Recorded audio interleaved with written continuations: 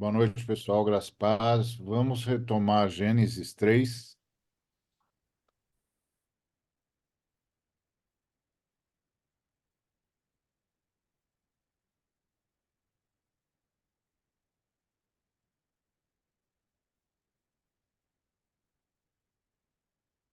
Eu vou, eu vou repassar um pouco o que a gente fez no sábado, porque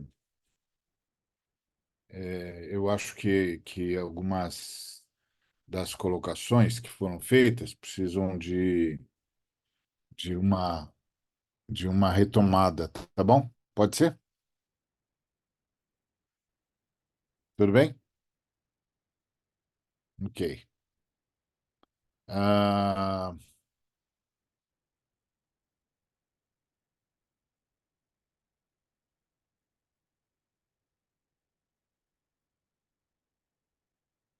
Gênesis 3, eu vou reler, então, a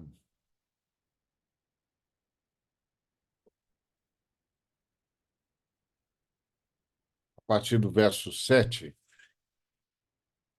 é,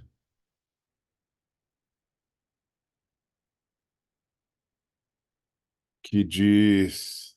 Deixa eu só-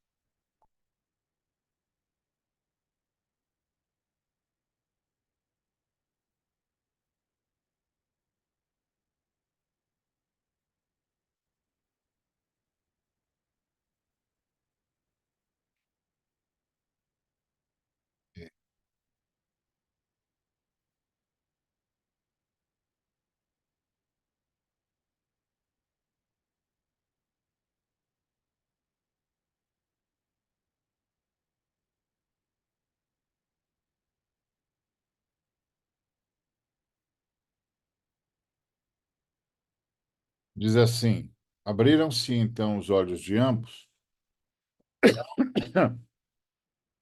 e percebendo que estavam nus, coseram folhas de figueira e fizeram cintas para si. Quando ouviram a voz do Senhor Deus, que andava no jardim pela viração do dia, esconderam-se da presença do Senhor Deus, o homem e sua mulher, por entre as árvores do jardim, e chamou o Senhor Deus. O homem lhe perguntou: Onde estás? Ele respondeu: Ouvi tua voz no jardim e, porque estava nu, tive medo e me escondi. Perguntou-lhe Deus: Quem te fez saber que estavas nu? E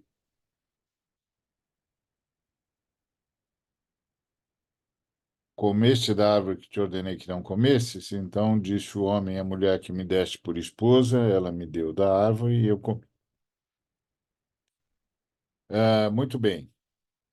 Ah, disse o Senhor Deus à mulher: Que é isso que fizeste? Respondeu a mulher: A serpente me enganou e eu comi. Então o Senhor Deus disse à serpente: Visto que isso fizeste, maldita és entre todos os animais domésticos e o és entre todos os animais selváticos. Rastejarás sobre o teu ventre, comerás pó todos os dias da tua vida. Porém, inimizade entre ti e a mulher, entre a tua descendência e o seu descendente. Este te ferirá a cabeça e tu lhe ferirás o calcanhar.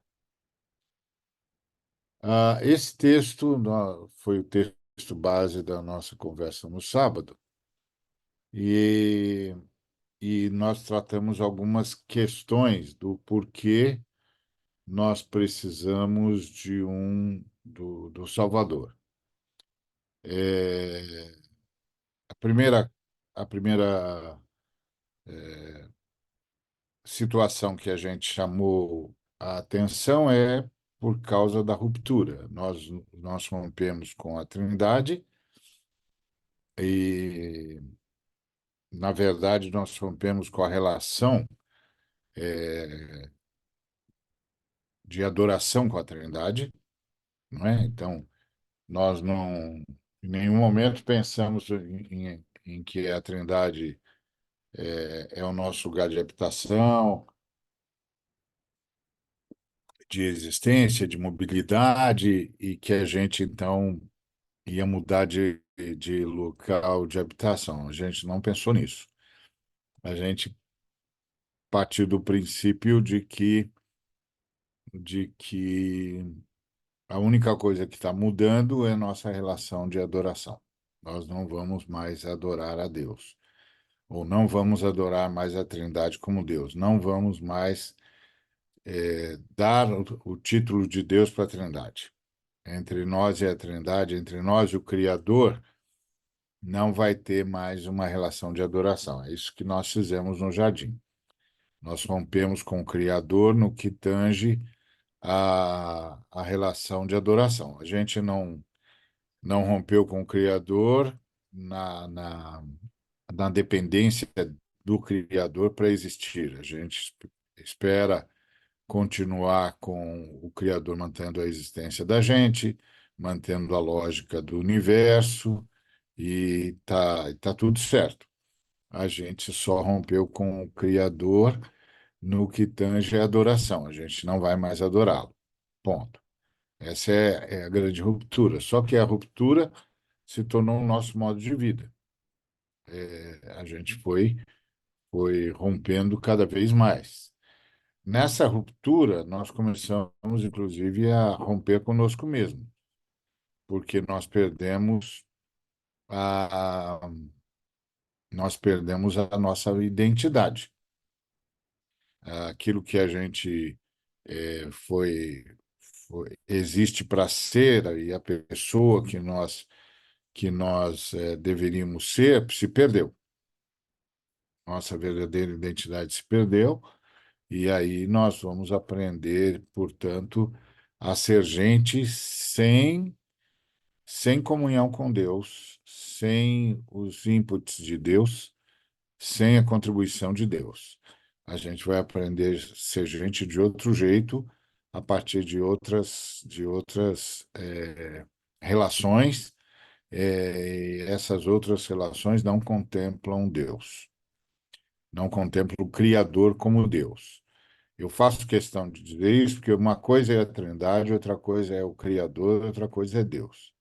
A Trindade é a comunhão das três pessoas eternas que vivem em absoluta unidade e que não necessitam de coisa nenhuma. Então, vivem em absoluta unidade, numa autorreferência tranquila, sem problemas, estão sempre bem, estão sempre se curtindo. O Criador é um movimento da Trindade, quando a Trindade então decide que vai criar todas as coisas. Então a Trindade se torna a comunidade criadora.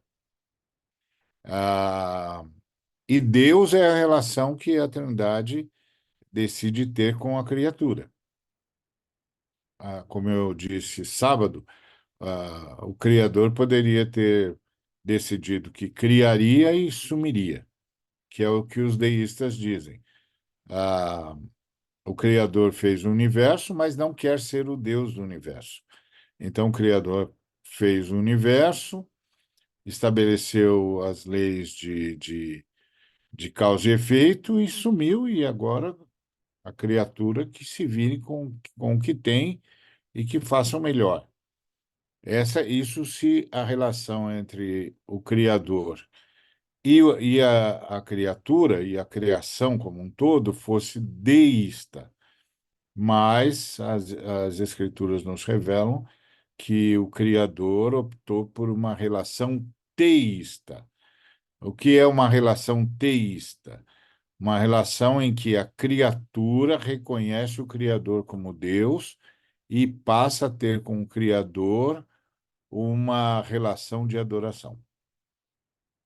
Pois bem, isso foi o que a Trindade então decidiu como um relacionamento entre si e a criação. Contudo, nessa ruptura, a gente é, é, simplesmente disse não. Nós não vamos continuar na relação teísta. Então, é, é como se a gente tivesse pedindo pela relação deísta, ou seja, a gente se vira e nós não precisamos mais do Criador para saber o que é bom e o que é mal. Então foi essa a nossa decisão. Só que essa nossa decisão é, era uma questão agora nossa com a Trindade. E, e a gente ter se tornado independente da Trindade do ponto de vista da relação de adoração causou problemas graves para nós. A primeira é a perda da identidade. A gente já não sabe mais quem é, não sabe mais para o que é que está aqui. Qual é a nossa verdadeira identidade? Quem somos nós? Todos nós e cada um de nós. Então, perdemos a consciência de imagem e semelhança da Trindade e perdemos a consciência da identidade pessoal. É, Além disso, nós nos tornamos autorreferentes, portanto, nós entramos numa relação de guerra. Ah, Agora estamos disputando um com o outro. Não há mais, não há mais comunhão, nem com Deus, nem entre nós. E é isso, claro, inaugura um estado de guerra que vai só aprofundar, porque a gente perdeu a unidade humana. Então, a gente foi da unidade para a fraternidade, da fraternidade para a alteridade, desculpe, da unidade para fraternidade, fraternidade para proximidade, da proximidade para alteridade, da alteridade para adversariedade, da adversariedade para inimizade. Então, na primeira relação, a relação inaugurada no jardim, nós nos veríamos como um só. Você sou eu sou você. Depois a gente desce um degrau desce um degrau e a gente vai para fraternidade. Ok, somos irmãos. Então, ok, somos uma só família, somos irmãos. Mas rapidinho a gente desce mais um degrau, mais um desce mais um degrau e a gente vai para proximidade. Ok, eu vou me relacionar com você na medida em que eu perceber que você precisa de mim. Ponto. E vice-versa. Você se relaciona comigo na medida em que você perceber que eu preciso de você. Então, nós somos próximos. Aí a gente desceu mais um degrau.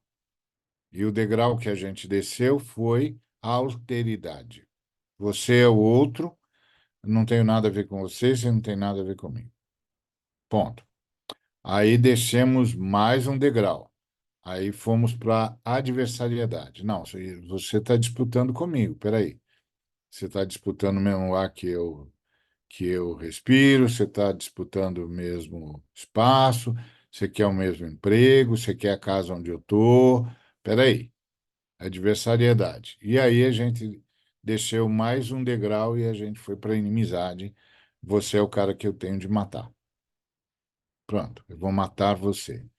E isso é o resultado da ruptura. Nossa vida se tornou uma ruptura e a gente foi descendo degrau por degrau até chegar ao estado absoluto de animosidade e de assassínio. Não bastasse isso, nós entramos em disfunção. Então, nós perdemos a nossa identidade, não sei mais quem eu deveria ser, portanto, não sei mais quem eu sou. Não sei mais que significaria ser gente, vou ter de reinventar isso, não é? Vou ter de reinventar, vou aprender com meus pais, vou aprender com a minha cultura, vou aprender com a minha formação, vou aprender com a minha família estendida, mas não vou aprender nada com Deus, porque entre mim e Deus não há mais comunhão. Então, a gente entrou numa perda total de identidade e sem nenhuma referência sobre o que significa ser gente. Não bastasse isso, a gente entrou num estado de disfuncionalidade. Entramos em crise de sexualidade. Eu acho que aqui é que foi que pegou mais. Por quê? Porque a gente confunde sexualidade com comportamento sexual, ou com ato sexual, ou com relação sexual. Não, sexualidade é o que nos distingue, é o que nos distingue e o que nos atrai ou nos afasta. Então, a sexualidade é o princípio do relacionamento entre nós.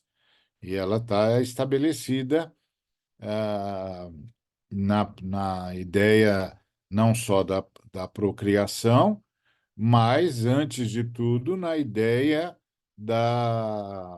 do relacionamento, ou seja, os papéis que nós vamos desempenhar, viver a partir da nossa sexualidade. Então,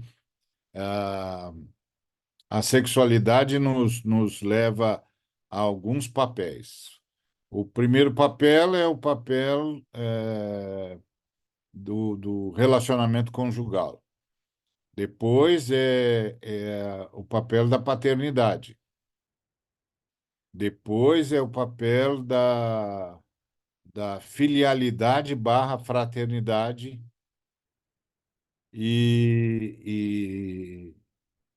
depois e aí esse papel tem várias nuances. Então, no papel da conjugal, a gente, macho e fêmea, formam uma unidade, é o casal, eles vão ser parceiros na missão, porque eles têm a missão de representar, quanto casal, representar, manifestar a Trindade, manifestar a comunidade divina. Ah, então, são parceiros na missão, são parceiros também na missão de representar a comunidade divina, ah, cuidando da criação e multiplicando-se.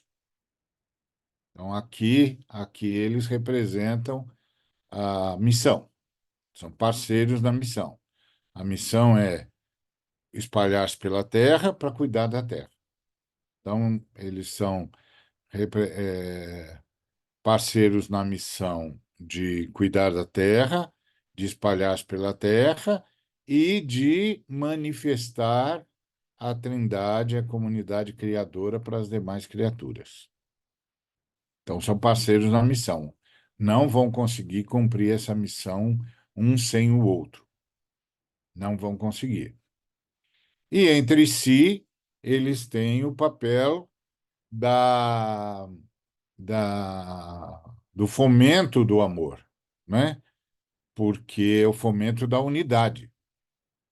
Então, a unidade que caracteriza a comunidade criadora também caracteriza a espécie criada à imagem e semelhança da comunidade criadora.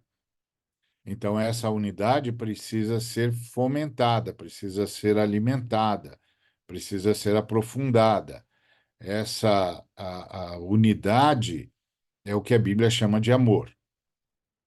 Então, amor na Bíblia é essa busca constante por uma unidade cada vez maior, mais profunda e mais densa.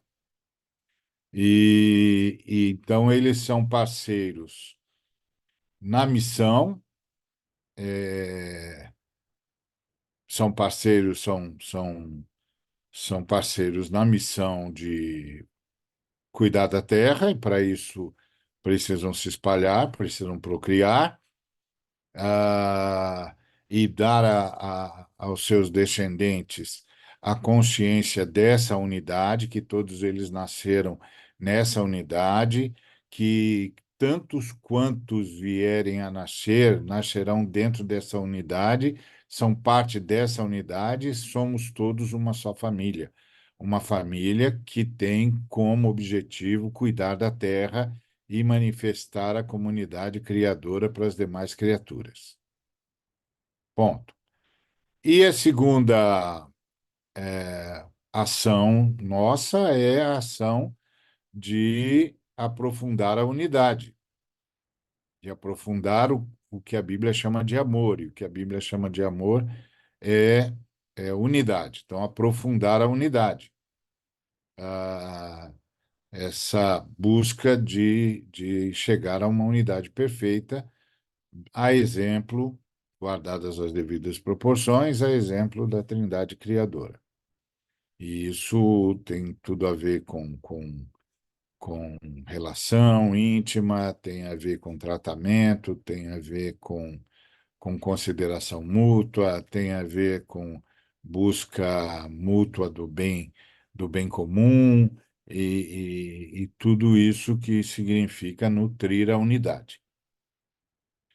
Ah, e, e aí tem a questão da paternidade. Então, na paternidade, ah, o homem vai assumir a paternidade, que está presente também na Trindade, e a paternidade contempla direção, provisão e proteção. A mulher vai exercer a maternidade, também está presente na comunidade divina, e a maternidade, e na maternidade está contida a nutrição, o aconchego e a inspiração, a, a construção da sensibilidade. É, e essa uma relação. Então, a relação materna vai providenciar o aconchego, vai providenciar a nutrição e vai providenciar a, a inspiração, a sensorialidade afetiva, etc. E também isso vai gerar uma outra uma outra figura que há na Trindade, que é a filialidade. E lá na filialidade, barra fraternidade, barra sororidade, ali na filialidade está contida o alinhamento, não é? O alinhamento com a missão, por exemplo, porque a missão continua. Qual é a missão? Cuidar da terra. A missão continua. Então, o alinhamento com a missão, que é cuidar da terra, que é manifestar a, o Criador para a criatura, e depois a consecução, né? Portanto, é, a ideia de que estou alinhado, agora alinhado com esse projeto, alinhado com essa missão, agora eu vou para a consecução desse projeto. Tem de dar encaminhamento para isso, tenho de gerar novos casais que vão gerar novos filhos, que vão gerar novos casais, que vão gerar novos filhos, até nos espalharmos todos pela terra, a família toda se espalhar pela terra para cumprir a sua missão.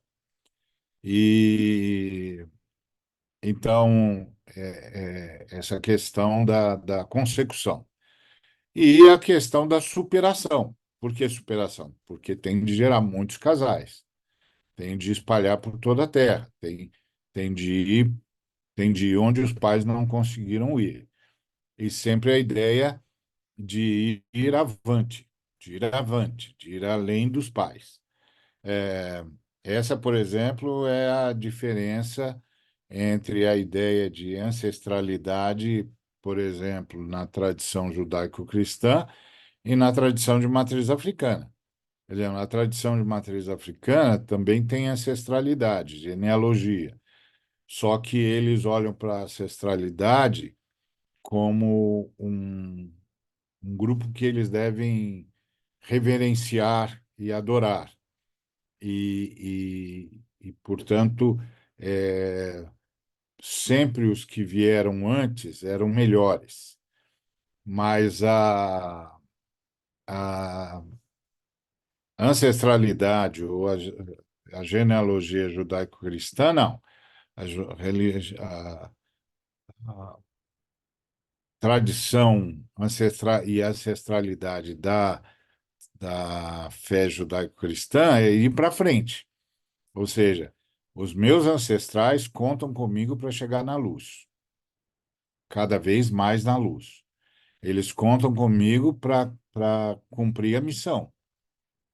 Então, eu herdo dos meus ancestrais a missão. E eu tenho de ir mais longe. Eu tenho de aprofundar ainda mais essa comunhão com a comunidade criadora. Eu tenho de avançar mais para dentro da luz. Então, é uma outra perspectiva. É uma perspectiva não de veneração dos ancestrais, mas de cumprimento da missão, que é a missão da família humana. E então isso tudo está vinculado à identidade sexual, à nossa sexualidade. Então, o homem vai aprender a ser pai, vai aprender a ser protetor, vai aprender a ser diretor, vai aprender a ser provedor. A mulher vai aprender a maternidade, vai aprender a ser nutridora, vai aprender a ser acolhedora, vai aprender a ser inspiradora, encorajadora, instigadora, né? Ah, aquela que vai despertar a sensibilidade, a sensorialidade, inclusive para manter a lógica do afeto como prioritária. Depois, à medida que a família vai se expandindo,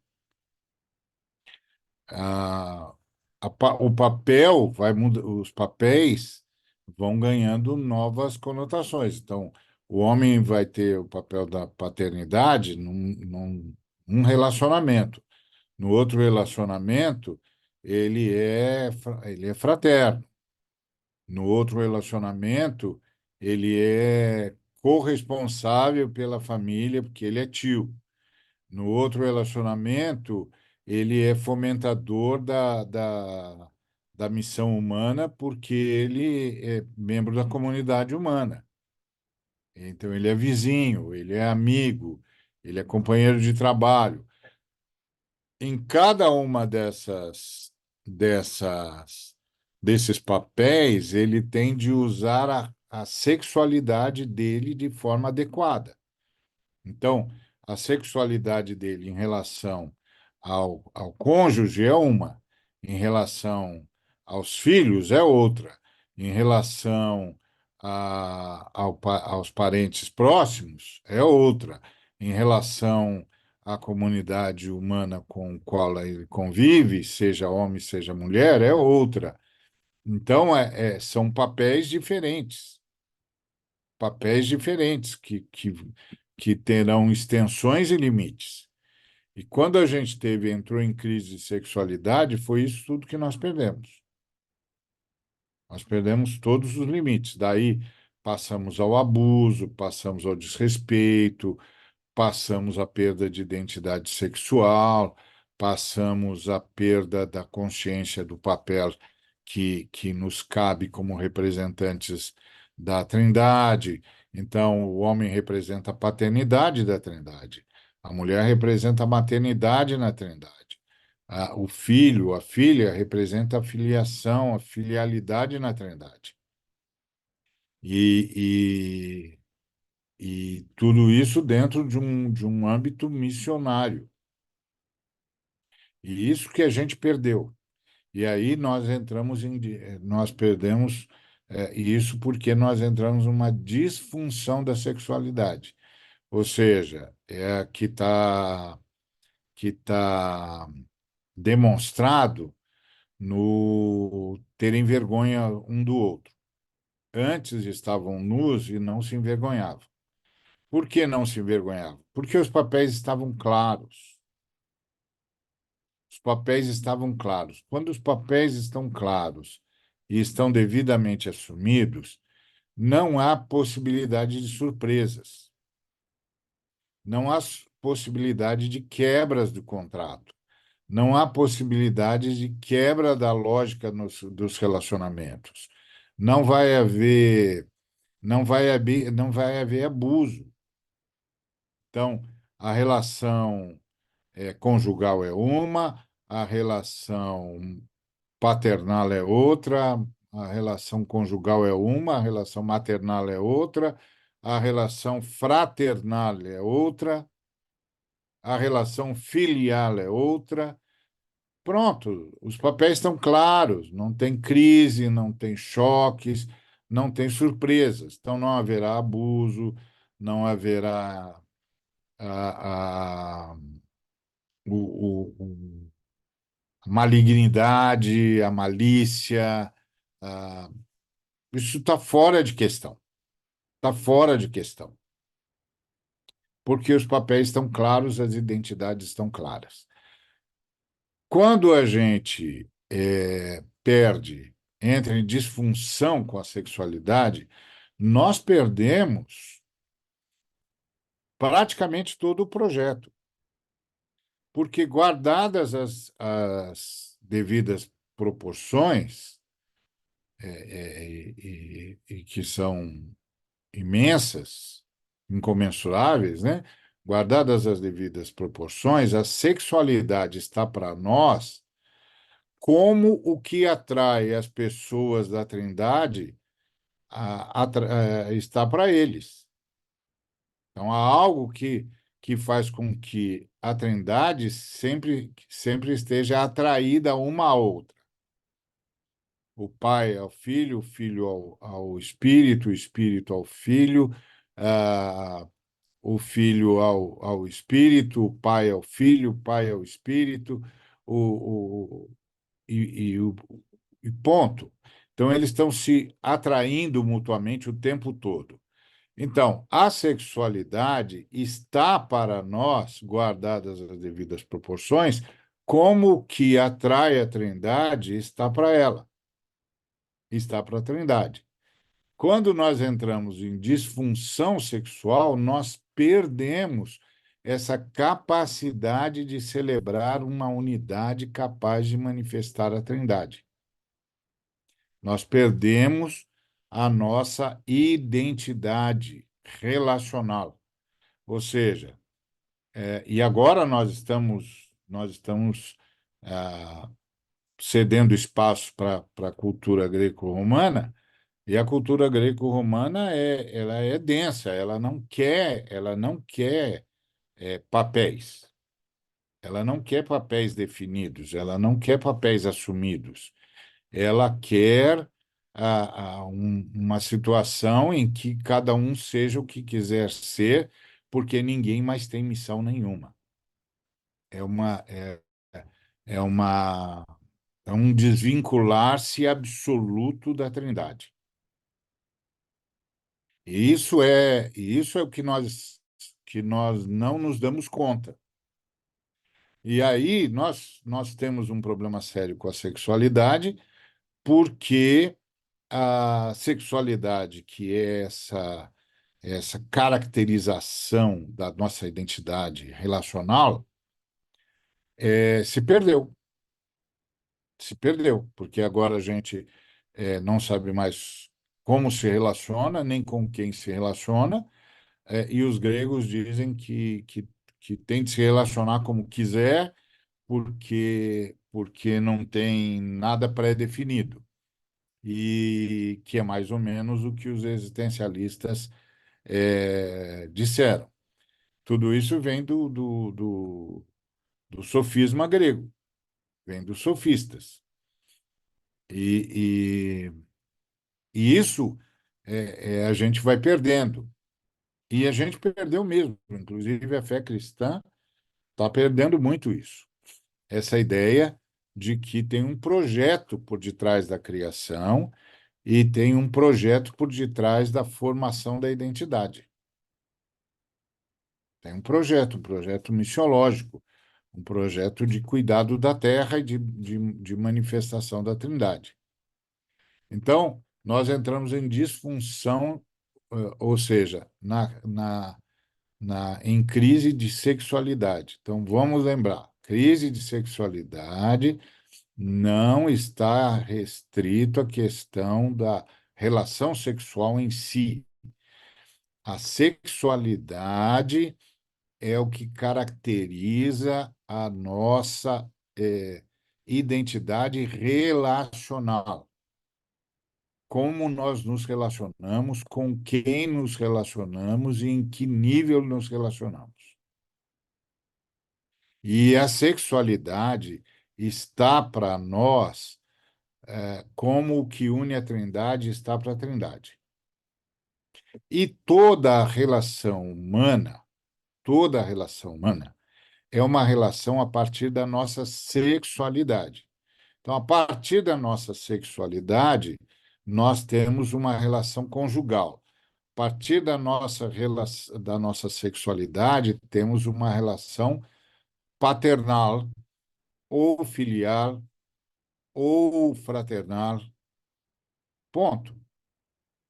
Então, é, na realidade conjugal, nossa sexualidade tem um tipo de relação. Na relação paterna ou materna, nossa sexualidade tem outro tipo de relação. Na filialidade, nossa sexualidade tem outro tipo de relação. Na fraternidade, nossa sexualidade tem outro tipo de relação, mas é sempre a partir da sexualidade. A sexualidade é que nos caracteriza para o relacionamento humano, de um ponto de e com uma função missiológica. Quando a gente perde isso, a gente perde tudo. Inclusive perde a própria noção do casamento, etc, etc. E nós temos uma perspectiva complicada, né? E depois a gente perde também a noção da família humana. A gente perde a relação da família humana, porque ah, se houver na família humana, que é toda a humanidade, haverá aqueles que não se tornarão cônjuges. Mas o fato deles não se tornarem cônjuges não significa que o relacionamento deles ainda será a partir da sua sexualidade.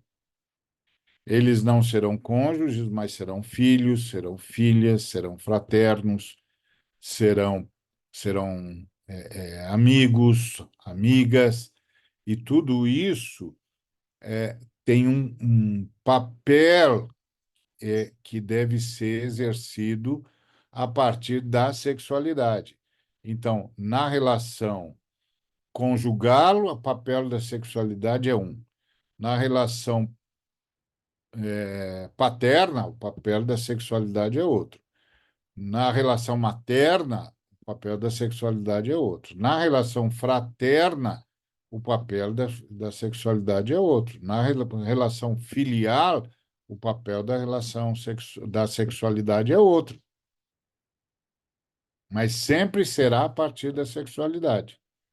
Então, entrar em disfunção sexual, ou em disfunção da sexualidade,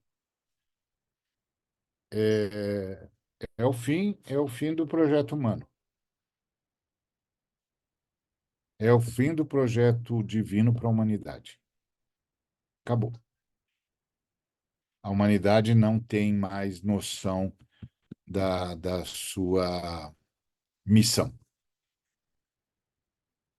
Então, isso é uma crise profunda, uma crise profunda. Crise essa, inclusive, que vai inviabilizar, inviabilizar todas as relações.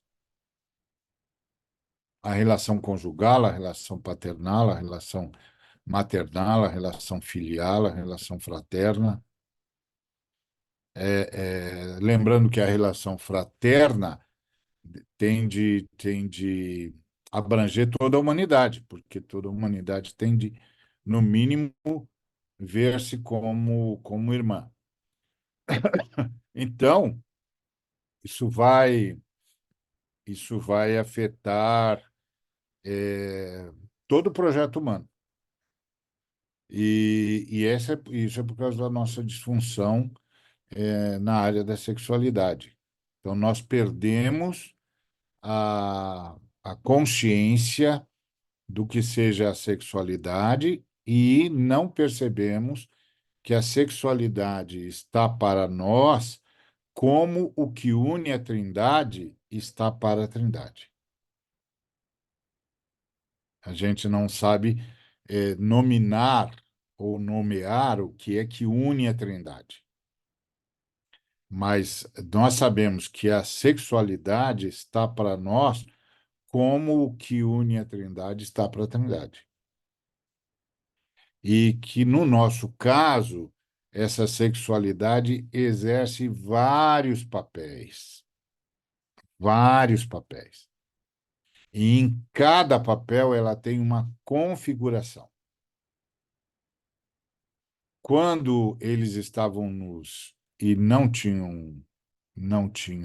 se envergonhavam, é porque os papéis estavam claros. Não vai haver confusão de papéis, não vai haver abuso, não vai haver nada temerário. Os papéis estão claros, está tudo claro. Mas a partir do momento que nós entramos em disfuncionalidade, em crise de sexualidade, os papéis se confundiram. E aí, e aí a noção do abuso, a noção dos conflitos de identidade, a noção da, do que é que nós devemos aceitar em nós, o que é que nós não devemos aceitar em nós, ao que nós devemos dizer sim e ao que nós devemos dizer não, e entramos nessa crise de sexualidade. Aí, no sábado, falamos do medo que passamos a ter de Deus. Deus passou de Criador. A Trindade, né, passou de Criador. A Trindade deixou de ser Deus, né? O Criador deixou de ser Deus para ser juiz. Passou de Criador a juiz. Então, ao invés de sermos agora adoradores do Criador, a quem atribuímos a divindade, agora temos medo do Criador, que para nós agora é um juiz que há de nos condenar porque estamos com sensação de culpa. Sabemos o que fizemos. Então, esse tipo de disfunção, ele vai gerar uma disfunção com o próprio, no próprio relacionamento com Deus. Então, agora a gente está em crise de sexualidade, a gente perdeu o que nos vincula um ao outro e como é que devemos nos vincular um ao outro, e perdemos o que é que nos vincula a Deus.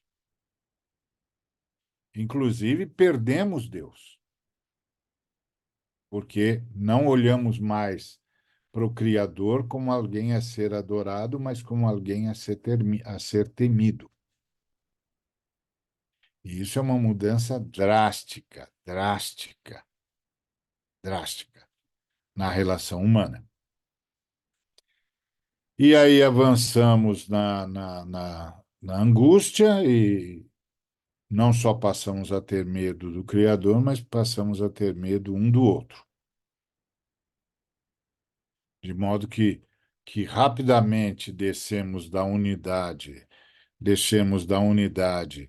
para a fraternidade, descemos da fraternidade para a proximidade, descemos da proximidade para a alteridade, descemos da alteridade para a adversariedade, descemos da adversariedade para a inimizade.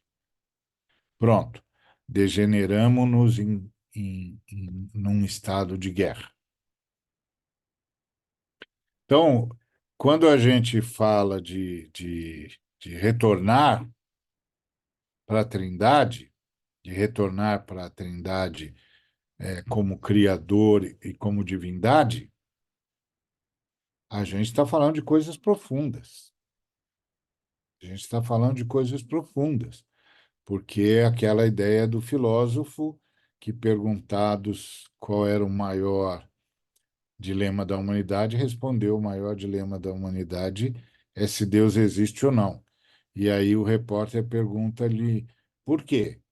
E ele responde: porque se Deus existe, é, não há um jeito certo de viver, não se pode viver de qualquer jeito. Ou seja, quando o camarada pergunta se Deus existe ou não, ele tá dizendo: temos a necessidade mesmo de ter uma relação de adoração com alguém.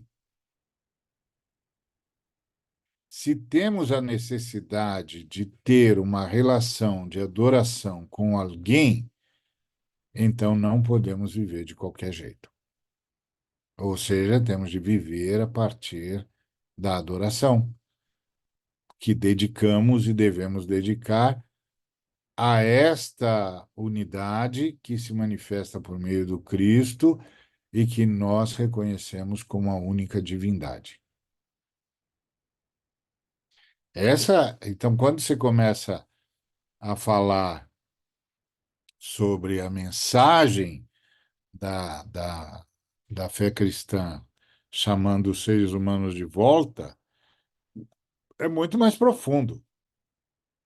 É muito mais profundo do que meramente sair das trevas para a luz em busca de uma libertação pura e simplesmente. Na verdade, é uma regeneração mesmo, ser gerado de novo para reconquistar o que foi perdido. E isso é que é importante que a gente tenha em mente. Ah, e aí a nossa ruptura com a divindade desandou uma ruptura profunda e incessante. Porque aí, a partir daí, nós também rompemos com a terra, rompemos com a criação. E deveríamos ser os jardineiros da criação e nos tornamos os predadores da criação. E, e, e aí rompemos nos tornamos a ruptura, rompemos com a terra, deixamos de ser jardineiros do planeta para sermos os predadores, piores predadores do planeta, e o planeta também mudou. O planeta deixou de ser Éden, lugar de delícias, e passou a ser Gaia, o planeta que precisa extirpar os seres humanos. É um negócio denso e profundo. Então, na fé, na chamada à redenção, é uma chamada profunda que engloba toda a criação, engloba o planeta Terra. E nós, então, perdemos o direito à sobrevida. Não é? A gente ia ser mantidos em vida o tempo todo, agora a gente não pode mais, porque a malignidade tem que ter limite, né? Já pensou se a gente tivesse um Hitler que nunca morresse? Depois que os seres humanos assumiram a malignidade, A morte é uma necessidade, porque tem de parar isso de alguma forma, tá certo? Tem de interromper a malignidade, porque o ponto básico é que nós, ao rompermos com a divindade, nós decidimos que não precisaríamos mais da divindade para decidir o que é bom e o que é mal para a gente. Mas o que a gente não se deu conta é que a gente decidiu ir no caminho contrário à divindade. Ir no caminho contrário à divindade é ir para o caminho da malignidade, porque a Trindade encarna o bem, a benignidade. Quando a gente rompe com a divindade, a gente vai no caminho contrário ao bem. A gente vai um caminho em direção ao mal. O mal, como entidade, não existe, porque não existe o antideus. Então, o mal, como entidade, não existe. Mas a malignidade passou a ser manifesta nas criaturas que romperam com a divindade. Quando as criaturas romperam com a divindade, romperam com a benignidade, que é o desejo profundo de só fazer o bem. E a inclinação para só fazer o bem. A ruptura levou a gente para a malignidade. E é claro, cada criatura há de manifestar a malignidade dependendo da dimensão da sua existência, da sua esfera de existência. Como a esfera de existência é mais es- extensa e densa nos anjos do que em nós, os anjos rebeldes manifestam mais malignidade do que nós manifestamos. Mas foi para lá que nós fomos. E no nosso caso, nós temos a atenuante de que a gente rompeu com a divindade, mas a divindade não rompeu conosco. Ou seja, nós dissemos ao Criador: não o trataremos mais como Deus. Ou seja, não o adoraremos mais. Mas o Criador continua dizendo: mas eu vou continuar a tratá-los como se fossem meus adoradores e vou resgatá-los para que essa condição seja recuperada. Tá certo? Então, a gente rompeu com a divindade, mas a divindade não rompeu com os adoradores.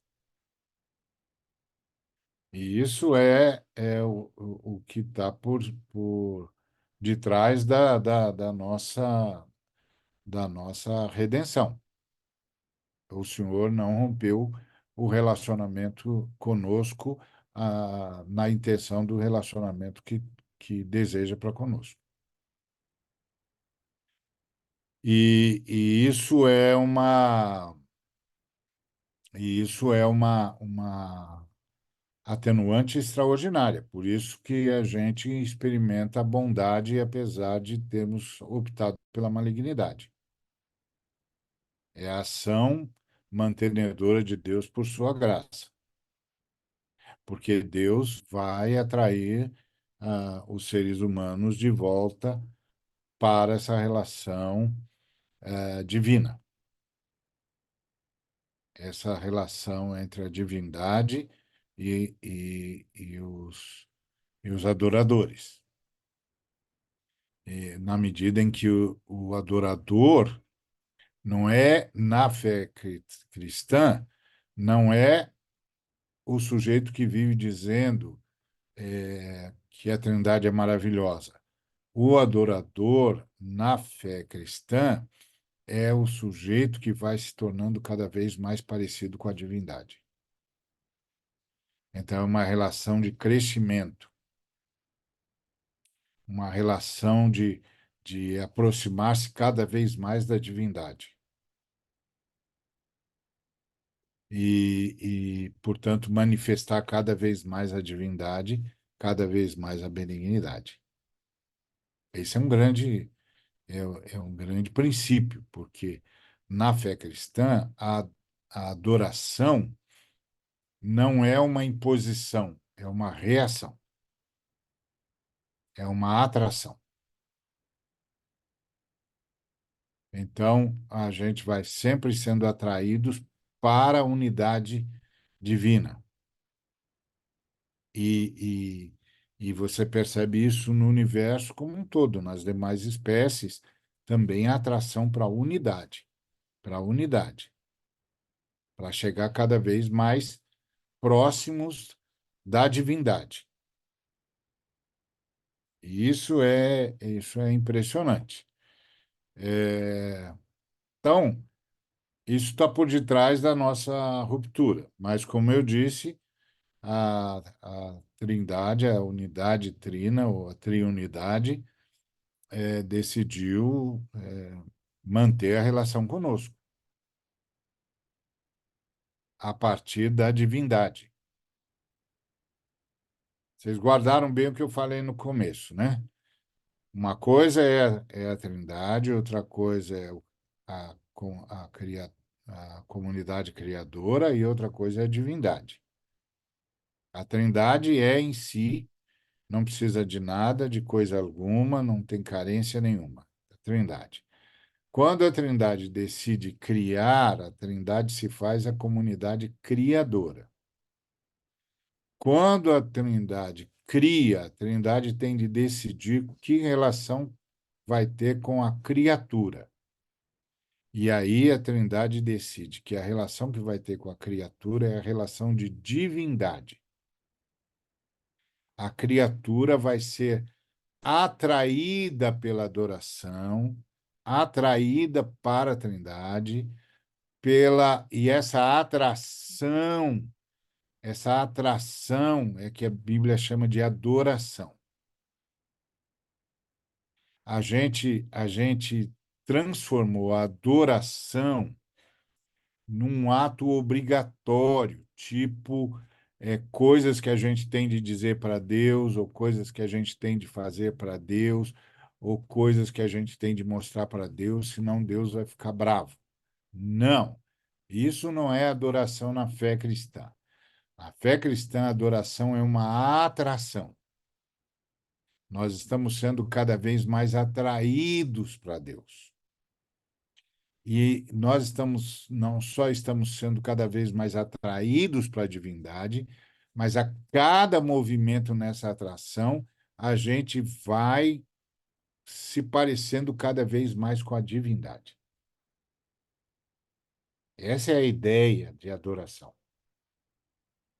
Tem que tomar cuidado com isso. Uma vez, um camarada disse para mim assim: quer dizer que quando a gente chegar no céu, a gente vai ficar o dia todo falando aleluia, aleluia, aleluia? E isso não vai ser uma coisa assim exaustiva, etc. Aí eu disse, irmão, louvor não é uma obrigação. O louvor é uma reação. Quanto mais nós somos atraídos a, para a divindade, mais nós reagimos louvando a divindade. É uma reação. Então, porque a adoração na fé cristã é uma atração, atraindo-vos com cordas de amor. Essa é a ideia. Então,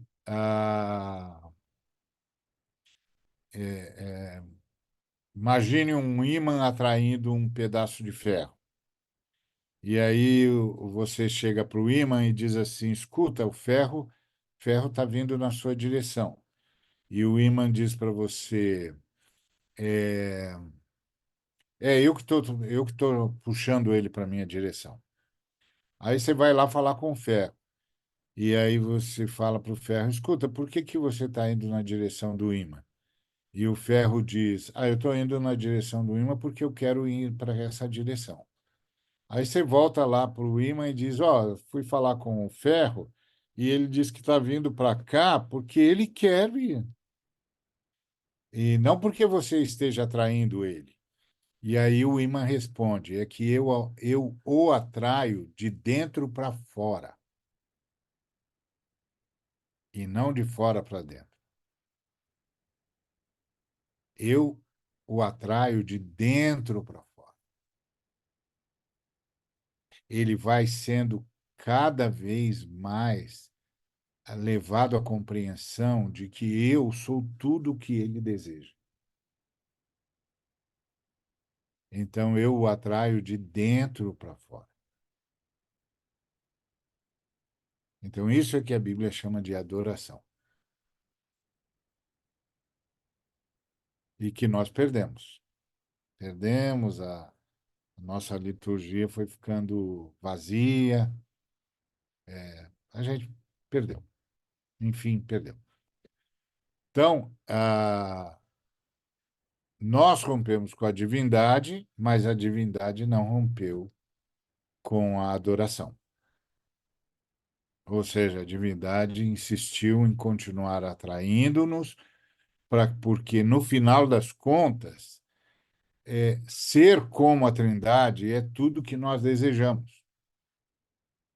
Até porque nós rompemos curiosa e paradoxalmente, nós rompemos com a Trindade porque fomos convencidos que era possível. Nós rompemos com a divindade porque nós somos convencidos que era possível ser igual ao Cristo e que havia um atalho para fazer isso e que o atalho era desobedecer. Tá certo?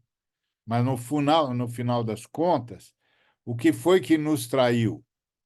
O nosso desejo de ser igual ao Cristo. O nosso desejo de ser igual ao Cristo sem nos submetermos ao caminho do Cristo. A ideia de que, ou seja, você pressupõe, então, que havia já nos nossos pais uma profunda sensação de que tinham de chegar lá onde estava o Cristo. Ou seja, a relação era de atração. Eles eram atraídos para o Cristo. Eles queriam ser como o ser que falava com eles. E eles foram traídos com o fato de que foi-lhes sugerido que havia um atalho. E eles pegaram o atalho. Uhum. Então, percebe a ideia? Aí nós rompemos com a divindade, mas a divindade não rompeu com os adoradores. E aí o caminho de volta para a divindade é o caminho é, é Jesus. Eu sou o caminho, a verdade e a vida. Então, o caminho de volta para a divindade, de volta para a adoração é Jesus. E Jesus é a divindade pela humanidade, com o objetivo de levar a, a humanidade para a divindade. Então, essa relação ela tem de estar muito clara, porque ela é a base teológica de tudo que nós vamos fazer depois. Tudo que nós vamos fazer depois. E isso é importantíssimo que a gente tenha em mente. Senão a gente vai perder toda a revelação. vai perder toda a revelação. Tá certo? Isso posto, como eu disse, isso era uma rememoração de ontem, para aprofundar um pouco ontem, porque eu achei que. Ontem não, sábado, porque eu achei que ficaram lacunas. Ficaram lacunas, eu percebi que o pessoal não conseguiu preencher as lacunas. Então, decidi dar uma retomada para a gente, então, preencher as lacunas. Tá claro? Ok? Sim, não, mais ou menos. Ok. Tá bom, eu estou contando com isso, hein? Bom, Pastor, isso. Oi, eu queria oi, fazer Renato. uma pergunta rapidinho. Passa. É errado eu pensar que duas pessoas do mesmo sexo, elas Oi. se... É Pagou errado aí, eu picotou, pensar, picotou. é errado eu pensar que duas pessoas do mesmo sexo, elas se unem e elas dizem que são temente a Deus e se unem no propósito de família, de ter filhos e dos papéis, definir os papéis. É errado eu pensar que isso está disfuncional, nessa Não, visão assim de missão, de que, no caso, a princípio teria que ser o homem e a mulher, por conta da diferença de sexo. não, tá disfuncional, sim. Primeiro porque toda a humanidade está disfuncional.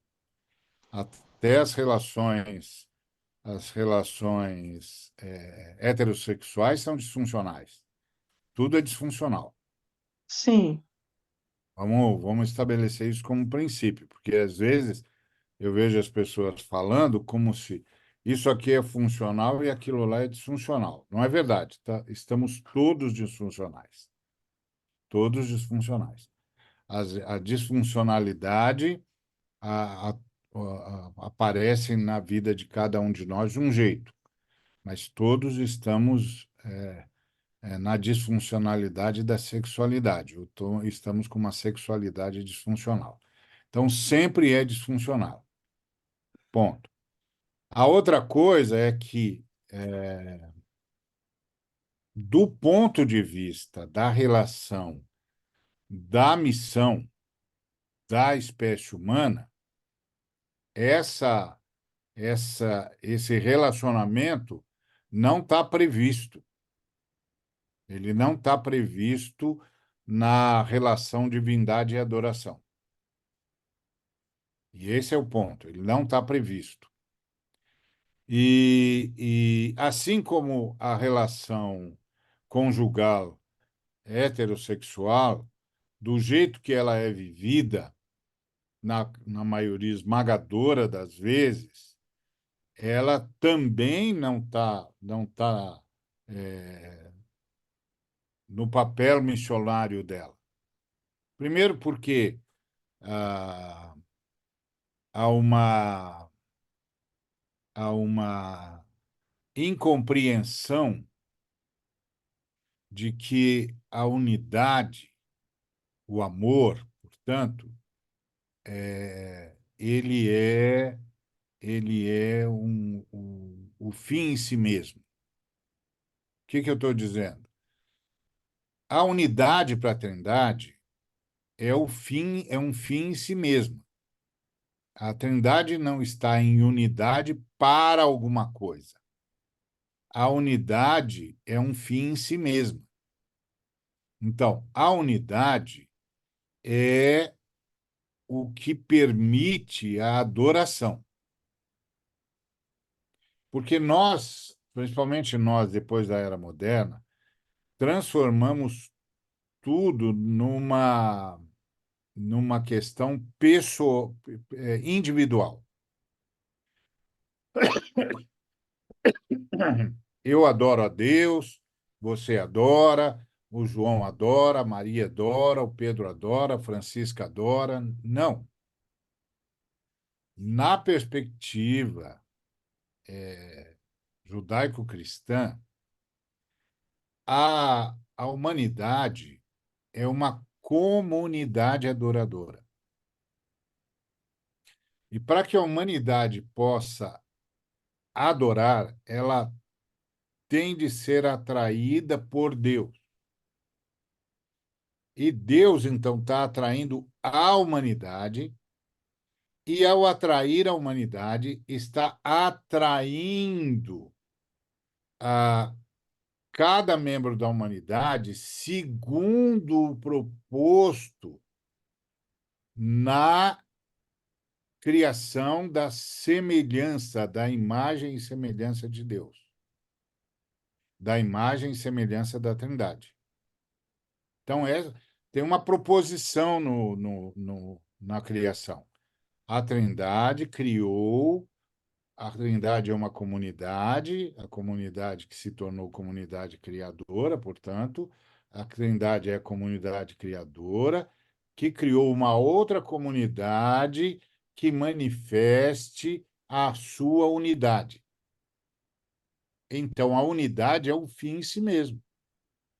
Porque quando chegamos na unidade, estamos manifestando a unidade criadora. Então, o mundo ia ter duas unidades compostas: a unidade criadora e a unidade adoradora. Então, a unidade adoradora se perdeu. Então, o Senhor está retomando a unidade adoradora. A retomada da unidade adoradora é resultado de uma atração de Deus. Deus, a Trindade criadora, no seu papel de divindade, está atraindo a comunidade adoradora. Nesse processo de atração da comunidade adoradora, a Trindade está restaurando os relacionamentos na humanidade adoradora para que a unidade se manifeste, para que a unidade aconteça. Essa unidade passa pela ideia de cônjuge, pela ideia de maternidade, de paternidade, de filialidade, de fraternidade, que é a ideia de construir uma unidade a partir nessa fase da história, a partir dos papéis que cada um de nós vai desempenhar, que a partir da sua sexualidade, da sexualidade de cada um de nós, da sexualidade da humanidade. Então, estuda um pacote só. Estuda um pacote só. Isso que se perdeu. Isso que se perdeu. Por isso que o apóstolo João disse o seguinte: o amor, a unidade, é de Deus. A unidade é de Deus. O amor é de Deus. Quem ama conhece Deus, porque Deus é amor.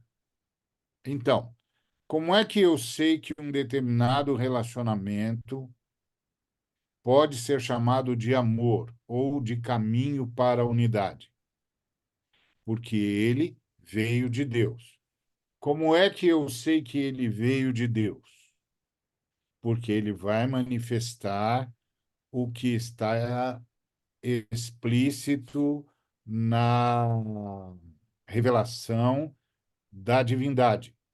E a divindade se apresenta a partir da paternidade, da maternidade e da filialidade.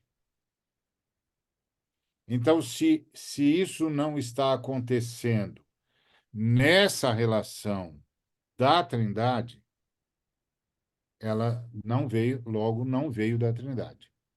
Não é fruto da atração da Trindade. Esse é o ponto. É por isso que é, o que eu estaria dizendo para alguém assim é a, a relação possível dentro dessa lógica que você está falando é a relação da fraternidade ou da sororidade. Essa relação da sororidade não pode assumir a, a, um nível da unidade que só é possível na relação conjugal. Assim como não pode assumir a relação de construção da, de um outro tipo de família, por exemplo, do ponto de vista da adoração. Tudo isso que eu estou falando é do ponto de vista da adoração. Não estou falando do ponto de vista do Estado, não estou falando do ponto de vista dos direitos humanos, nada disso. Do ponto de vista dos direitos humanos é outra história. Mas do ponto de vista da adoração, que é o que nós estamos tratando aqui, que é a comunidade divina e a comunidade adoradora. Então, do ponto de vista da adoração, então, aqui tem a comunidade divina e aqui tem a comunidade adoradora. Então, a comunidade divina é trinitária e a comunidade adoradora é uma multidão. Então, tudo que acontece na comunidade adoradora tem de estar espelhando o que acontece na comunidade divina. Se não espelha o que está acontecendo, se a comunidade adoradora não espelha o que está acontecendo na comunidade divina, não é adoração. Tá certo? Ainda está dentro da disfunção. Mas volto a dizer, todos os relacionamentos humanos estão em estado de disfunção. Todos, invariavelmente. Por exemplo, vamos pensar no relacionamento heterossexual, que a gente chamaria de funcional, mas que a Bíblia também chama de disfuncional. A gente casa para ser feliz. E aí, a ideia de felicidade é uma ideia extremamente particular. Essa lógica não está contida nas Escrituras. Nas Escrituras não há felicidade possível antes da redenção plena, porque felicidade é um estado de coisas. Bem-aventurança é um estado de espírito, mas felicidade é um estado de coisas, de circunstância. Num mundo em rebelião, não é possível ser feliz. Então, quando alguém diz, eu estou casando para ser feliz, eu quero alguém que me faça feliz, tem alguma coisa aqui que não tá legal, porque é uma relação egoísta. A ideia da unidade é: estou sendo atraído para uma unidade conjugal a partir da unidade divina. A ideia de experimentar com alguém o privilégio de manifestar a unidade que a gente encontra na divindade. Então, essa é uma outra busca, a unidade como um fim em si mesmo. Agora, é claro que qualquer um pode virar para mim e dizer, Ari, isso aí é utópico. Pois é, mas nós estamos falando da teologia que está no texto. E o segredo da utopia, como dizia o Eduardo Galeano, é fazer a gente caminhar para frente. Então, é, como esse ensino e esse conhecimento foi perdido, todos os nossos movimentos estão num emaranhado. Tá tudo, tá perdido, tá num emaranhado. A gente não consegue sair desse emaranhado. Mas o grande processo divino na redenção é levar-nos para fora desse emaranhado. E todos nós temos de sair de lá. A gente, a gente começa saindo das trevas e vindo para a luz, mas quando a gente chega na luz, tem muita coisa para acontecer, muita coisa para ser transformada, muita coisa para ser repensada, muita coisa para ser reaprendida, muita coisa para ser vivida de novo. A beleza é que a Trindade, a divindade, trata tudo isso com misericórdia. E é como nós devemos tratar também, com misericórdia. Então, o problema de tratarmos isso com misericórdia não significa dizermos que está certo. Não, esse aqui é o grande equívoco. A gente pensa que tratar tudo com misericórdia é dizer que está tudo certo do jeito que está. Não é verdade. Tratar com misericórdia é reconhecer que todos estamos no caminho e que esse é um caminho longo, um caminho longo. E é um caminho que é resultado e resultado da atração divina.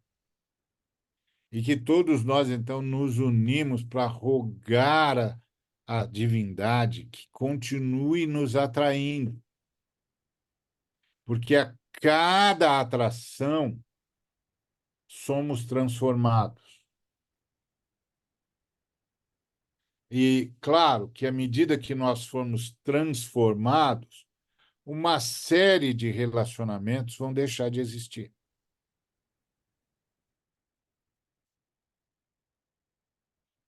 Eu me lembro de uma moça que eu conheci lá na Bahia. Eu estava numa reunião de jovens e ela também estava lá, e os jovens começaram a falar do diabo. Eu estou lá ouvindo, nós estávamos em volta da mesa comendo e eles falando do diabo o tempo todo. E aí, num determinado momento, eu virei e disse: Pessoal, tem alguém aqui que tem problemas com o diabo do jeito que vocês estão falando aqui? E aí essa moça levantou a mão e disse: Eu tenho. E eu disse: E qual é o problema que você tem? E ela me disse: Todos. Você tem todos esses problemas aqui? Todos. Eu falei: Tá bom. É, você gostaria que eu ajudasse você nesses problemas aí? Ela disse: Eu gostaria. Falei: Então nós vamos fazer o seguinte. Todo mês eu virei aqui, eu tenho de vir aqui na sua comunidade, que eu venho dar aula aqui. Quando terminar a aula, você vai me procurar e eu vou orar por você, tá bom? Ela disse, tá bom. Mas você que tem de me procurar, porque eu não vou te achar ali no meio da turma. Ela falou, não, pode deixar que eu procure você. Então, tá bom. Aí, próximo domingo, eu estive lá, ela veio me procurar, eu orei por ela. Quando eu terminei de orar, eu disse, você, como é que você está se sentindo? Aí ela disse, eu estou sentindo que tem alguma coisa dentro de mim que não está confortável com a sua oração. Eu falei, tá bom. No próximo mês a gente ora de novo, tá bom? Tá bom. Fui embora. Mês seguinte voltei Ela me procurou, eu orei, e aí eu disse: E agora, como você está se sentindo? Ela falou: Eu sinto ainda que tem um desconforto, mas o desconforto diminuiu. É como se o que está dentro de mim, que estava com desconforto, perdeu força. Ótimo. Próximo domingo, próximo mês eu estou aí, vamos orar de novo. Aí foi várias vezes, várias. E cada vez eu ia perguntando como você está se sentindo agora, o que está acontecendo com você, e aí orava, orava, orava. Um dia, não lembro quantas vezes, eu fui orar por ela, orei, e ela disse assim: Ari, tudo na minha vida mudou. É mesmo? É. Eu não sou mais do jeito que eu era, eu não me relaciono mais do jeito que eu me relacionava. Eu não estou mais namorando a mesma pessoa porque eu não namoro mais do mesmo jeito. Eu não estou mais lidando com os meus pais do jeito que eu lidava. Eu mudei as minhas amizades. Tudo em mim mudou.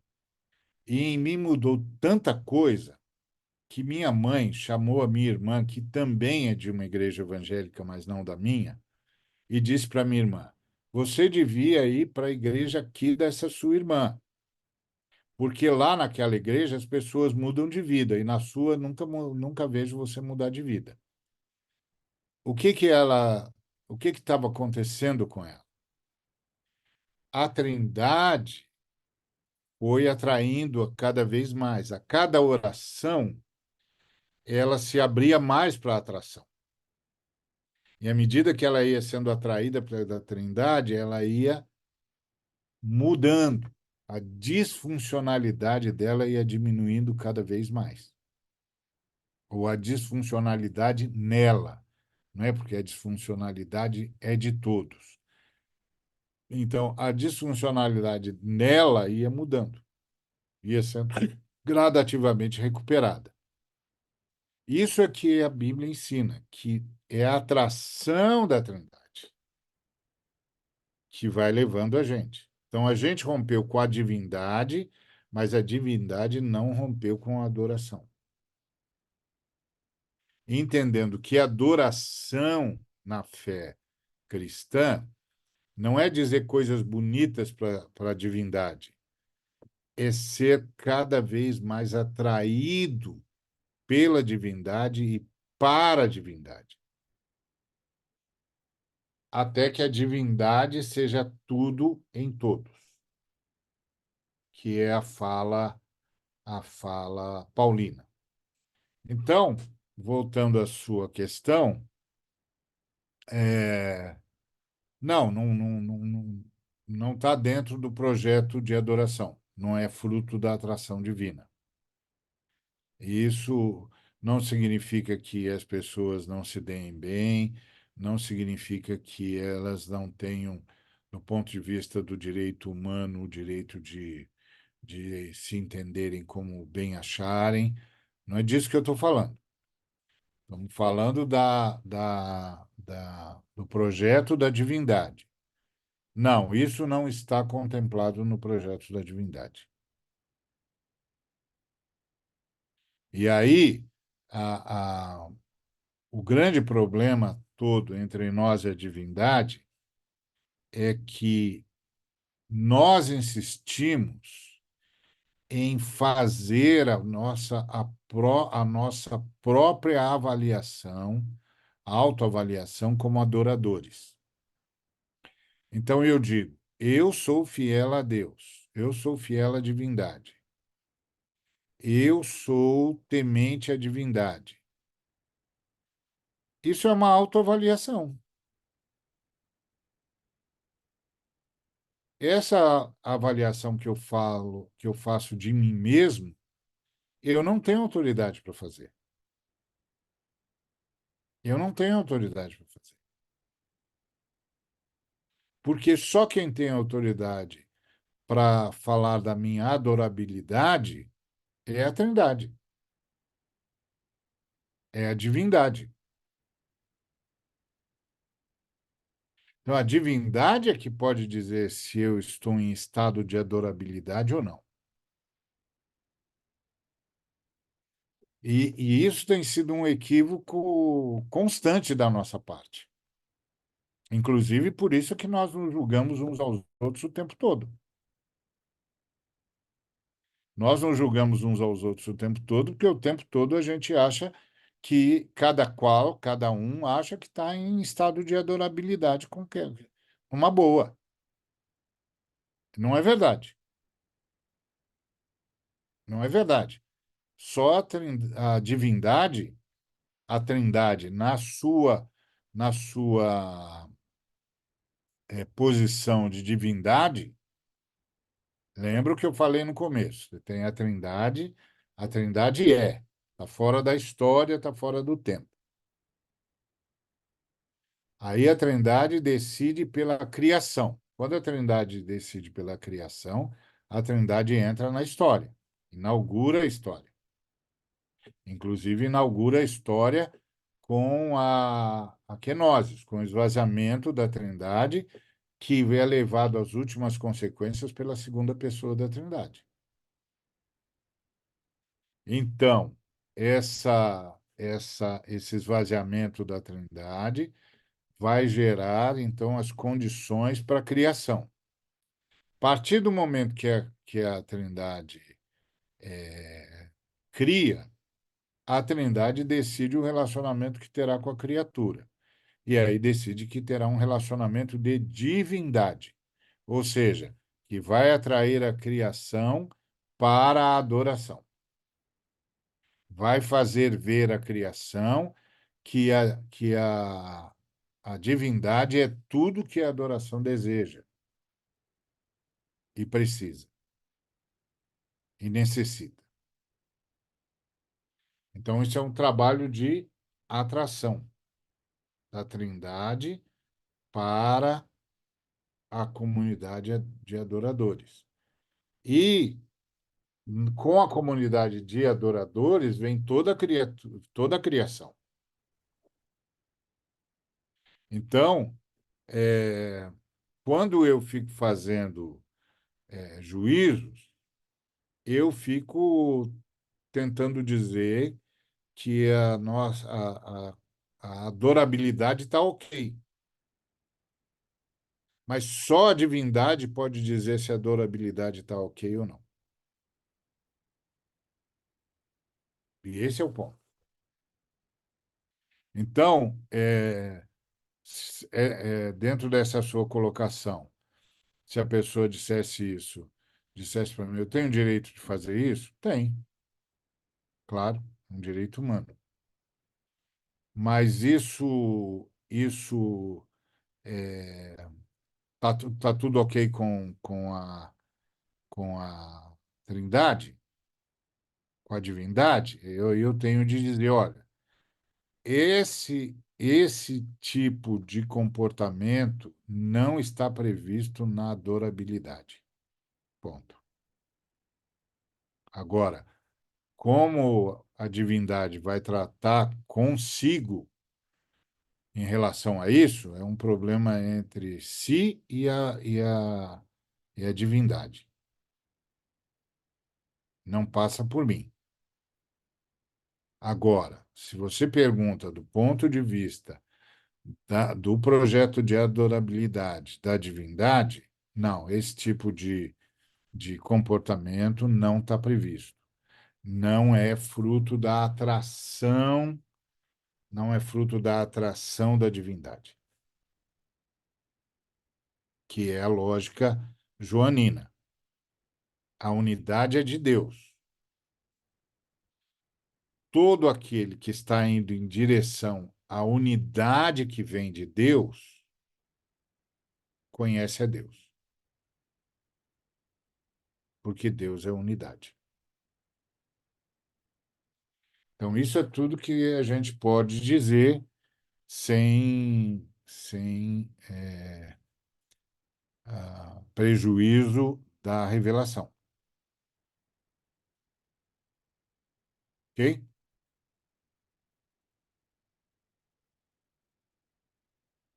Muito bom. Isso posto, a gente vai para o outro elemento desse texto, que é a, Pastor, a... Oi, olhe, não, só mais uma coisa. diga. Então, assim, a questão da liturgia do casamento, né, que muitos irmãos eles fazem entre pessoas do mesmo sexo. Então, é uma coisa que, assim, tá fora, né, dessa da proposta de adoração, né? Tá, E, tá fora. e um erro, né, pastor? Bom, a palavra erro aí é forte, porque o papel da comunidade cristã não é o de estabelecer o que é certo, e o que é errado. É o de reconhecer o que é adoração e o que já é adoração e o que ainda não é adoração. Ou seja, o que está dentro do projeto de adorabilidade e o que ainda não está no projeto da adorabilidade. É só isso. E, e aí, quando, quando a igreja, quando a comunidade decide invocar a bênção sobre um determinado relacionamento humano, ela pode ter, a comunidade pode ter várias intenções. Uma, uma intenção da comunidade pode ser: tá tudo certo, parabéns, é isso mesmo. Queremos comunicar para você que a divindade tá, tá sendo profundamente satisfeita nesse ato de vocês, que esse ato de vocês adora a Trindade ou adora a divindade. Essa é uma intenção possível. A outra intenção possível é, na verdade, uma oração pedindo que a divindade continue a falar conosco, porque nós estamos longe da adorabilidade, mas para não desistir da gente, apesar de estarmos caminhando fora da atração dele ainda, mas não para de atrair a gente. Pode ser essa outra intenção. E pode ser a intenção de, ok, nós sempre podemos orar para que Deus se manifeste numa situação qualquer e que a vontade dele, no final das contas, seja feita e que ele seja santificado aí. Quando eu peço para Deus santificar o seu nome, eu peço para Deus adequar tudo à sua santidade. Quando eu peço para a divindade santificar-se em qualquer coisa, eu estou pedindo para a divindade é, adequar essa coisa à santificação do seu nome. Pode ser dessas três formas. Não, não, a gente não pode julgar isso porque cada comunidade vai fazer baseado na sua convicção e vai, enfim, responder por isso e pronto, e tem autonomia diante da Trindade para estar lá, para fazer isso. A nossa comunidade, particularmente, não trabalha com essa lógica, porque a nossa comunidade parte do princípio da adorabilidade e do mandato cultural. Então, ela não trabalha com essa lógica. Mas também não sai por aí queimando ninguém, nem atacando ninguém, nem dizendo para as pessoas o que elas podem e o que elas não podem fazer. É outra história. A, a ideia, inclusive, é que a, a liturgia do casamento, por causa da Igreja de Roma, está equivocada, porque a liturgia da maioria das igrejas cristãs, e eu imagino que no judaísmo não deva ser diferente, é a ideia de que cada casamento é a reiteração da fala divina no Gênesis 2, quando a divindade, por meio do Cristo, diz: por isso deixará o homem pai e mãe, se unirá à sua mulher e se tornarão ambos uma só carne. Essa liturgia é um equívoco. Por quê? Porque esse mistério de uma só carne só acontece nas Escrituras duas vezes. A primeira vez é lá no, no primeiro casal. Então, lá no primeiro casal, inaugura-se a unidade humana. Por isso deixará o homem pai e mãe, se unirá à sua mulher, e serão ambos uma só carne, ou seja, serão ambos Errad, uma unidade coletiva como a Trindade. Então, inaugura, isso inaugura a unidade divina. Depois disso, a unidade divina se perde com a rebelião. E essa unidade só vai ser restaurada na relação entre Cristo e a Igreja. Então, é a segunda vez que isso acontece, que a ideia do deixará o homem pai e mãe e se unirá à sua mulher e se tornarão ambos uma só carne, volta a ser cogitada.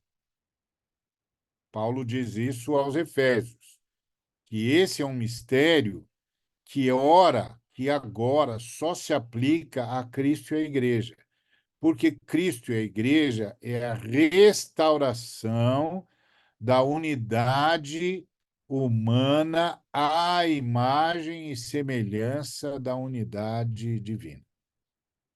Então, cada ser humano que nasce já nasce dentro dessa unidade inaugurada no primeiro casamento. Então, não pode haver novas unidades sendo celebradas. Porque quando a liturgia diz deixará o homem, pai, mãe, é como se uma nova humanidade estivesse nascendo, uma nova unidade humana estivesse nascendo. Isso não é verdade. Todo mundo que nasce já nasce na unidade humana. O problema é que a unidade humana se perdeu. E a restauração da unidade humana não acontece em cada casamento humano. A restauração da unidade humana acontece na unidade entre Cristo e a Igreja. Então, a liturgia está equivocada. E aí, o equívoco da liturgia vai fazendo o erro se perpetuar e se aprofundar. Então, a própria liturgia do casamento heterossexual, do jeito como vem de Roma e que os protestantes não mexeram, está equivocada, porque ela fala de reinaugurar a, a humanidade, a unidade humana a cada casamento. Não é verdade. Não é verdade. Não só não é verdade, como não é possível nem desejável. O desejável é a retomada da unidade perdida, que é a unidade humana. Essa unidade é retomada com Cristo e a Igreja. Então, a nossa liturgia tinha de ser: celebramos a continuação da unidade humana, a manifestação da unidade humana nesse novo encontro, e o desejo é que a unidade seja finalmente um fim em si mesma. Ou seja, que a unidade não esteja a serviço da minha felicidade ou da felicidade de outrem, mas que a unidade esteja a serviço da razão da unidade existir e da unidade ser uma possibilidade, e mais do que ser uma possibilidade, ser um desejo e ser um propósito. Porque o propósito da humanidade é alcançar de novo a unidade. Então, a unidade é um fim em si mesmo. Então, isso é uma realidade que nós perdemos, infelizmente. Mas recuperamos em Cristo e a Igreja, como diz o apóstolo Paulo aos Efésios. E isso é que a gente precisa relembrar. Isso que a gente precisa relembrar. Então, todos os relacionamentos humanos estão disfuncionais, de uma forma ou de outra. Porque nos relacionamentos humanos, a unidade, não é fruto da atração divina. Dois, não é um fim em si mesmo. Tá certo? Portanto, tá, tá longe da perspectiva missiológica divina. E isso é uma coisa para a gente não perder de vista.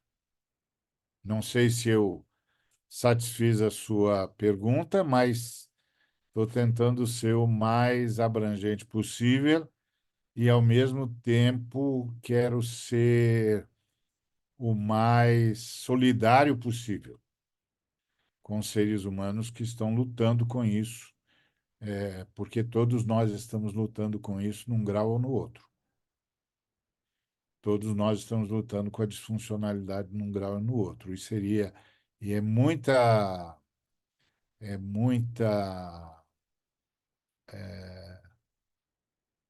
falta de amor à Trindade e de compreensão da Trindade sair julgando todo mundo, principalmente porque é a falta de compreender que é a atração da Trindade que vai que vai restaurando-nos da nossa disfuncionalidade. Portanto, o que nós devíamos fazer, infelizmente também não fazemos, era o tempo todo orar uns pelos outros, como eu fiz com aquela moça. Eu disse: vou orar por você. E eu vou orar por você e vou orar com você. E foi um período razoável de oração, porque isso é a história de uma vida.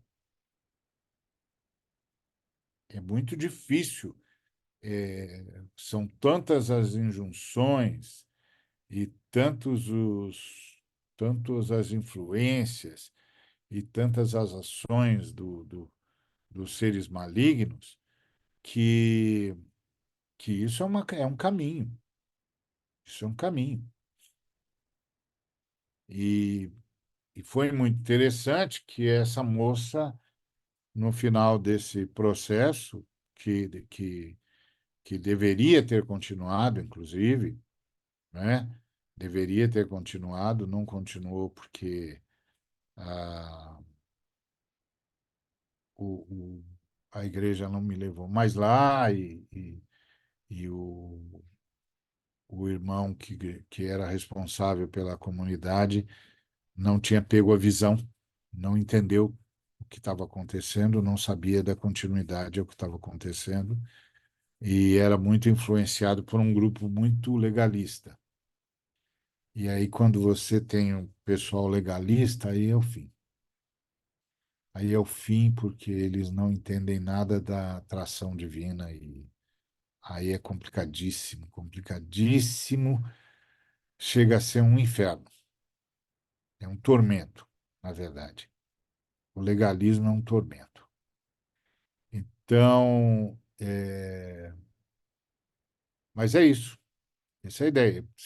eu imagino que se a gente tivesse, se o processo tivesse continuado, não precisava ser comigo, de intercessão, essa irmã teria avançado muito mais em direção ao ímã que a atraía, que é a divindade. Ok? Muito bom. Mais alguma pergunta? Não? Se tiver, anota aí, depois me fala e a gente vai retomando devagarinho, tá bom? Eu entendo, eu quero dizer para vocês que eu não fico de jeito nenhum incomodado com as perguntas, porque eu entendo que estou trazendo muita novidade. Eu entendo que o que eu estou dizendo não é ouvido não é ouvido Com a, a, frequência, a né? maioria dos lugares. Hã? Eu usei a palavra não é ouvido com frequência no meio cristão. Não é ouvido com frequência. Eu reconheço que eu estou trazendo muitos dados que devem ser novidade para a maioria dos irmãos e irmãs. Então, não se constrange em perguntar, porque eu estou imaginando o nível de inusitarismo aqui, né? Tudo isso é inusitado, tudo isso é não pensado, e a ideia é essa mesma, é descobrir a teologia por detrás do texto, tá bom? Bom, então nós vamos deixar